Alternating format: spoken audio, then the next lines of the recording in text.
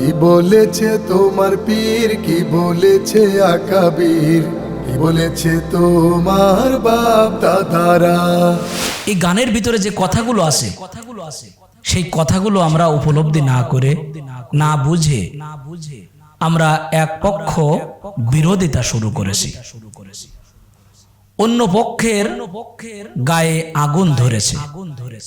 যে পক্ষ আকাবির, বাপ দাদা, পীর পূজারী এগুলো বাংলাদেশে প্রতিষ্ঠিত করার জন্য তারা উঠে পড়ে লেগেছে এবং কোরআন হাদিসের মূল শিক্ষা থেকে, ইসলাম থেকে অশিক্ষিত অর্ধশিক্ষিত মানুষদেরকে বিভিন্নভাবে বুঝিয়ে শুনিয়ে তাদেরকে সেই বাপ দাদা আকাবির পীর পূজারীদেরকে তাদের দিকে ধাবিত করছে, নিয়ে যাচ্ছে এবং দলে ভারী করছে। বাংলাদেশে দুইটি ধারা চলমান। একটি হলো দেওবন্দের কওমি ঘরানা, আর একটা হলো আলিয়া ঘরানা। দুইজনেরই লক্ষ্য উদ্দেশ্য বাংলাদেশের মানুষ ইসলাম জানুক, বুঝুক, মানুক। দুইজনই চায় ইসলাম বাংলাদেশে প্রতিষ্ঠিত হোক। বাংলাদেশে আজ যে অবস্থানে আছে, এই অবস্থানে থেকে আপনি এই গানের মর্ম উপলব্ধি করতে পারবেন না। এমন একটি সময় ছিল বাংলাদেশে যখন ওয়াজ মাহফিল, তাফসির মাহফিল বলতে কোনো কিছু মানুষ বুঝতো না।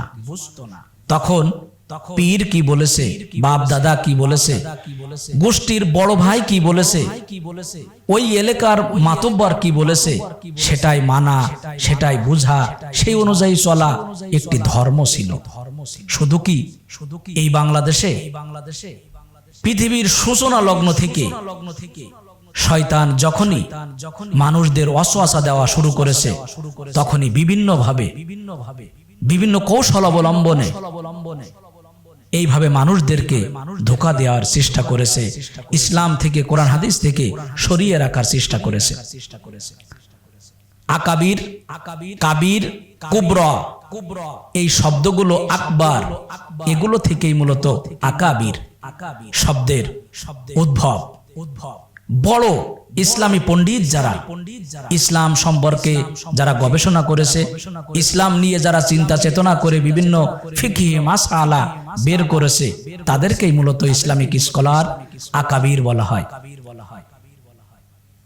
বাপ দাদা, বিভিন্ন খানকা, দরবার, এগুলোই বাপ দাদা কি বলেছে, তারা কি কিতাব লিখেছে, সেইগুলো বিভিন্ন দলিল হিসাবে ওয়াজ মাহফিলে বা তার মুরিদদের সামনে উপস্থাপন করা হয়।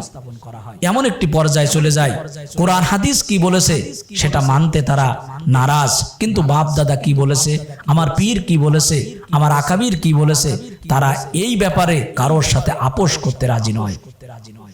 এই একটি গানকে কেন্দ্র করে বাংলাদেশের দুই পক্ষ, এক পক্ষ আর এক পক্ষকে ঘায়েল করার চেষ্টা করছে। আসলেই ইসলাম কোরআন এবং হাদিস অনুযায়ী চলবে। ইসলামে এ ছাড়া আপনি ভিন্ন কেউ মতদর্শ দিলে, মতবাদ দিলে, কেউ তার মন গড়া কথা বললে, কোরআন হাদিস থেকে বিভিন্ন দলিল দ্বারা বিভিন্ন ফিকহি মাসালা বের করে মন গড়া অনুযায়ী যদি দিয়ে দেয়, তাহলে সেই কথাগুলো মানা যাবে না। এটা জাহান্নামীদের একটি লক্ষণ। যারা জাহান্নামে যাবে তারা আল্লাহ তাআলার কাছে আফসোস করে বলবে, ক্বালু রব্বানা ইন্না আতা'না সাদাতানা ওয়া কুবারানা ফাআদাল্লুনা সাবিলা।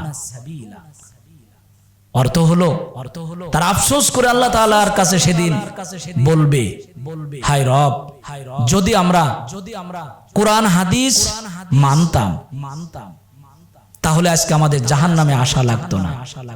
দুই নম্বর আফসোস তাদের থাকবে, হায় আল্লাহ, যদি আমরা আমাদের নেতাদের কথা শুনে কোরআন হাদিস থেকে বিমুখ না হতাম তাহলে জাহান্নামে আসা লাগতো না।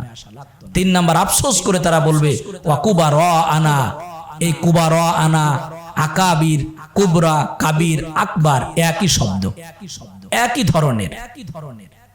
এর অর্থ হলো আমাদের বাপ দাদা পূর্বপুরুষ তারা তাদের মন গড়া অনুযায়ী আমাদের চলতে বলেছিল, কোরআন হাদিস বাদ দিয়ে তাদের স্বার্থে আমাদেরকে ব্যবহার করেছিল। তারা তাদের খানকা দরবার, তাদের সিলসিলা প্রতিষ্ঠা করার জন্য আমাদেরকে আমাদের রক্ত, শরীর, তেজ এগুলো ব্যবহার করেছিল। আমরা যদি সেদিন তাদের ব্যবহৃত না হতাম তাহলে আজকে জাহান্নামে আসা লাগতো না। এই জন্য আমি দুই ঘরানার দুই পক্ষের পায়ে হাত দিয়ে বলছি, এই বিষয়টি আমরা উপলব্ধি করি। কে মওদুদি, কে দেওবন্দি, কে হাসান, কে কাশ্মীরি, কে বাগদাদি, কে রহমানি, এগুলো আমরা বাদ দিই। তারা যদি কোরআন হাদিস অনুযায়ী কথা বলে, কোরআন হাদিস অনুযায়ী কোনো মতবাদ, কোনো মতাদর্শ আমাদের দিয়ে যায়, কোরআন হাদিস অনুযায়ী কোনো কিতাব লিখে যায়, তাহলে সেগুলো আমরা মানতে বাধ্য।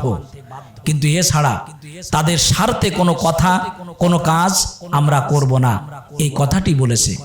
কোরআন হাদিস দিয়েই আমাদের জীবন চলতে হবে। ইন্নাল্লাহা লা ইউগাইয়িরু মা বিকওমিন হাত্তা ইউগাইয়িরু মা বিআনফুসিহিম। কোন জাতির ভাগ্য পরিবর্তন হবে না সেই জাতি যতদিন কোরআন হাদিস দিয়ে তাদের ভাগ্য পরিবর্তন না করবে। ওমা ইয়াবতাগি গায়রাল ইসলামি দীনা ফালা ইউকবালা মিন। আল্লাহ বলছেন, ইসলাম ছাড়া, কোরআন হাদিস ছাড়া যদি কোনোভাবে কোনো ইবাদত বন্দেগি করা হয়, মন গড়া কোনো কিছু করা হয়, তাহলে সেগুলো আল্লাহ তাআলা কবুল করবেন না।